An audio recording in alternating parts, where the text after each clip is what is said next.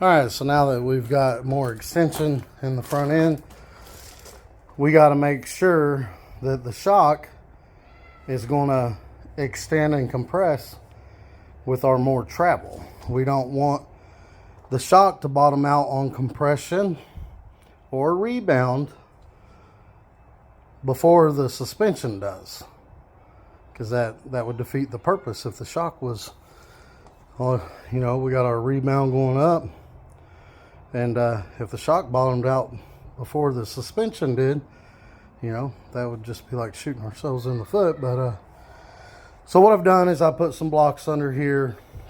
Usually if you do that, it'll compress this side pretty good. And we're going to take a measurement there, and then we're going to jack it all the way up. And what we're going to do is we're going to measure through the hole where the shock goes up all the way up to where the shock mounts, and then we're going to give it a little extra for the thickness of that metal, which I'm going to assume is about a 1/16 to an 1/8. And then the same thing, jack it all the way up and take that measurement, because we got to make that shock work with that length with extensions or whatever. And I'm gonna be honest with y'all, I've tried a few things already. I put a 3-inch extension on it, and I was going to put a 2-inch extension on the bottom, hoping it would leave the knobs exposed. But the way the shock bolts in the middle, and the way the A-arm does this, even at 2 inches, when it comes, you know, depending on which way I have the knobs facing, they hit either way. So if I have them facing this way and I go like this, they'll hit up here. And if I turn them around, it doesn't hit when it's like that, but then it hits when it comes up like that, that bottom A-arm.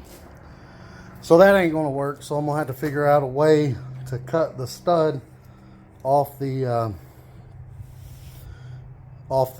shock and cut the extension, and come up with a number it's going to fit, which sucks. A lot of them shocks, that stud that goes up in this hole, you can screw off and replace with a longer one or shorter one, but these shocks aren't like that. They're made into the shaft, and I'll show you that when I get the shock out.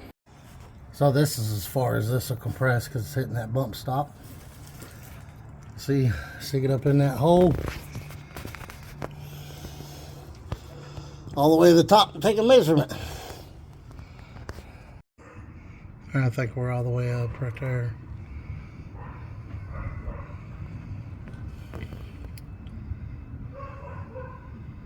Six eighths, 11 and 6/8.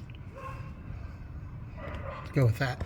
I'm gonna look at the top and make sure it is all the way up there. 11 6/8. So it is all the way up there. I think I'm gonna leave 1/8 of an inch.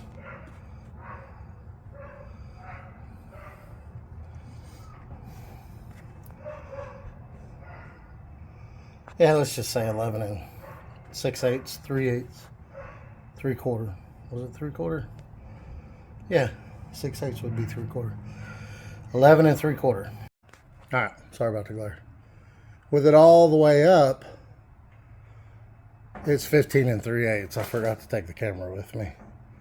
But look how much distance is in that fender between this side. I ain't done this side yet. Between the tire and the fender versus over here. It added a good 2 inches somehow. Yeah, we'll check that. All right, so this side, up inside the fender to there, about 13 inches. And that was the side. That's the side we already did. What's along with there? Yep. Now this side, it ain't done yet. See, this side's more like 11 and a quarter, 11 and a half at most. So yeah, I added about 1.5 inches of travel. All right, let's compress the shock all the way down.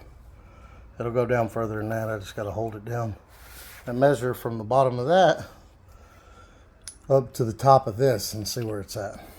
So typically this would ride right here, But this is the extension thing I put on it, and it's too long.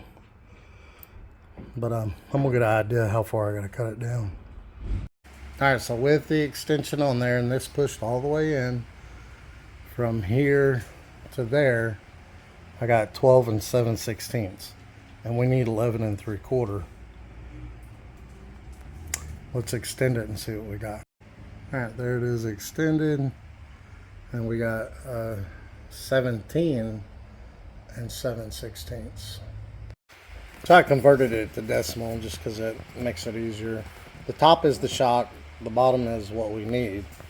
So there's 2 and 1/16 of an inch. I converted it back to fraction because that's what the ruler reads.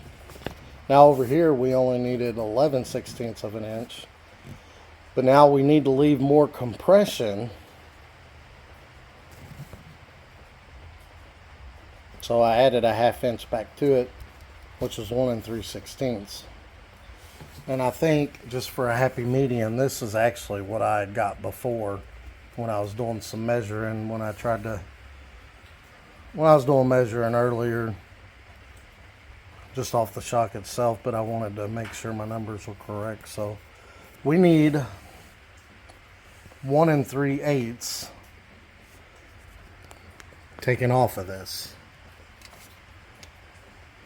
At least 1 3/16 taken off of this.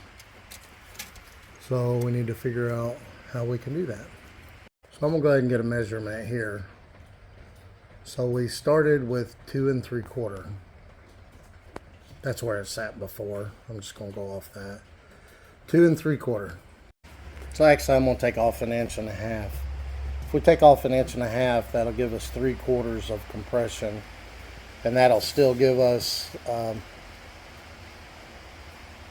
9/16 worth of rebound, or more rebound. I'll make this measure 1.5 inches from here to there. It's going to require some cutting and grinding. It started raining on me. Something I did forget to account for was this. When this is squished down, it's 1/4 inch to 3/8, so we have to factor that in too. Forgot all about that. Alright, changed my piece of paper. So this is what the shock measured, this is what we need. So that much would have to come off the shock and it would be bottomed out. So we're going to add 3/4. I just did 12/16, see there's 0 to add. 3/4 and 6/16, 0.375, which is 1 13/16, with 3/4 of compression left over. Now let's minus this number from what the length of this was. So it came up with less than 1 inch. That's not going to work.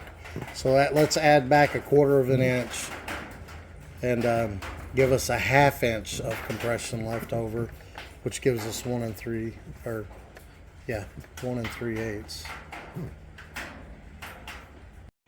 All right, so now if we take that number and minus it from what we had before, we should get less than what we need, because we need more. We need a little bit more for it to compress as it goes over bumps. So we get 1/2 inch. And then over here, we take that number, you know, what it was at max, and then we minus this number from it. And then that number should be greater than what the car was at, which it is by 0.9, which is going to work out pretty good, because if you see here, I'm going to have to cut this shaft down. I'm going to have to cut this down. But now this threads onto that, and I'm going to need at least a nut worth of threads. And look at that. It's going to come out to exactly about 3/8 of an inch. 1 3/8. Which will put that right above where this nut's at. So it should be perfect. I don't feel comfortable going deeper. We could go deeper, definitely, but I want at least a nut worth of threads left here to screw this on, because 2 or 3 threads ain't going to cut it. And I figure a nut thickness worth would be good because that's all that holds all this on. All right, so let's cut this 1 3/8. We'll mark it with some tape. And then we'll cut this to where there's just about 3/8 left right here. And then we'll screw that back on. Because, you know, it ain't going to screw all the way down like that because, you know, it only screws in as far as that black line. That should do it, hopefully. I hope that didn't get too confusing. But the main thing is, with the car all the way down, you still want some compression here for hitting bumps and stuff like that. And then with the car all the way extended, raised up, you want to make sure that the shock does not bottom out before the suspension on the car does. See, we did that on the rear end of his car. It didn't hurt the shock that we got. It didn't have enough rebound. And as soon as when you take off, the tire tries to separate from the car. As soon as it did, it was bottoming out the shock and bouncing the tire like a basketball.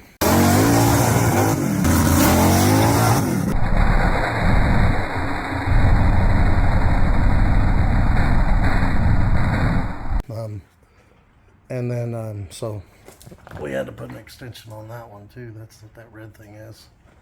And now we're 1.360 in. But Chris likes to no prep. So now we need more travel. We need the front end to come up and stay up. And unfortunately, the springs, with the shock turned in towards the tire, the stock springs are actually hitting and turning the knobs. See where it was hitting it? That's why we had so much trouble on no prep last race. It turned this one bad. So I'm going to try to turn it this way and cut a bunch of the, cut it out down there so we can reach the knobs from the bottom. And hopefully that won't happen no more. Oh, I forgot to mention, the reason we're doing this is because at full extension, even with like 5/8 worth of washers here, and then the, you know, the rubber piece and the metal piece, it's still like, I don't know, 2/8 of an inch from the rubber piece contacting the frame at the top part. And then even with everything on, there wasn't enough room for me to get the nut on here. That's why I had to be a little bit longer. And it would have bottomed out the shock before the suspension did. I think I did mention that, but anyway, that's why we need to make it a little bit longer. All right, so there we go. We got exactly a nut worth of thread engagement. Now we need to cut this piece for the same thing. So unfortunately, when I cut this piece off, look at there. I did measure up inside there to see how far it went, but I couldn't see how far the threads went. Well, the threads end right there. So what I did was I cut a piece exactly 2 nuts thick. Actually, it's a little bit more. And I screwed that on there. Now I'm going to screw this on here. And I'm going to tighten it all up. And then I'm going to cut this off. So it'll look like that right there. And we needed 1 3/8. But you know what? That's 1 5/8. So we're a 1/4 inch too big, but we can just stack a 1/4 inch worth of washers right there, or put a nut in between there or something. I don't know. I'm trying to do the best I can with these shocks so they're not maxing out on us, but that's what we're gonna have to go with. These bolts are exactly a 1/4 inch wide.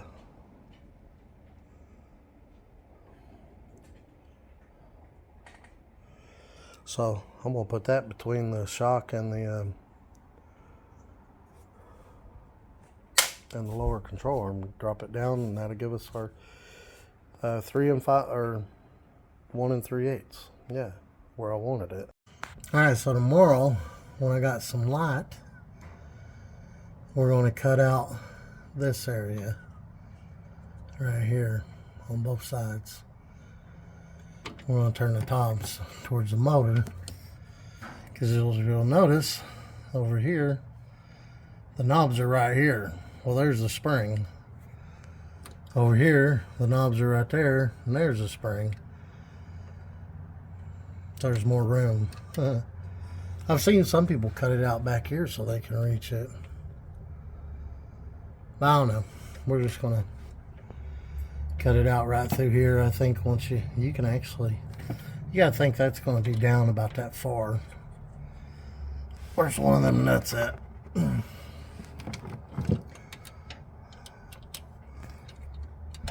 Well, it's gonna go up quite a bit, but anyway. But yeah, them knobs are gonna be about right that far, and if that's cut out, you can get your thumb and finger in there and turn them. Then we don't have to worry about the spring turning them either. My battery's too dead.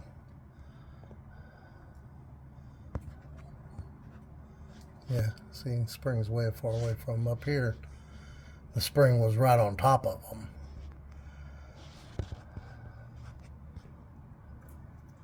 I don't know how good y'all can see that.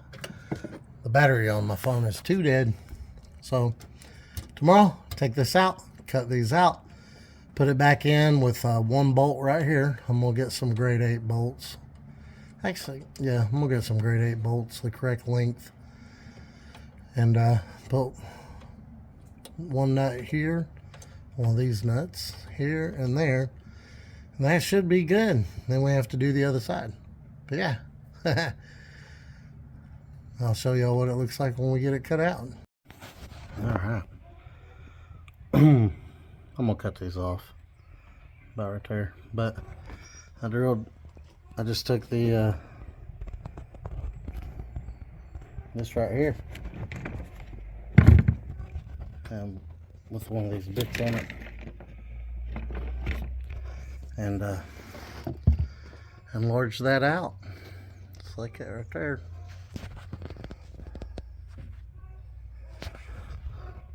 And now you can reach up there with your hands. Now the only thing left to do is top bolt, lower this side down so it hits that bump stop. Make sure we still got a little bit left for compression for hitting bumps and stuff. Also, instead of using these clips, I did put nuts down in there. Can you see it? I don't know if you can see it or not, but yeah. I put nuts instead, and then that nut gives us our 1/4 inch space, and then this nut on the bottom. Everything is nice and tight. Alright, compressed everything as good as I could with the jack. Yeah, it ain't going to go up a whole lot more. Just wanted to make sure them knobs are not going to hit the spring or anything. See how they would hit it before? Look how close the spring is with them flipped the other way. So yeah, look. Now I can actually get my hand in there and turn them. Sweet. Now, just got to do the other side. But that's going to do that for this video. Y'all have a good one. Say hi to the dog.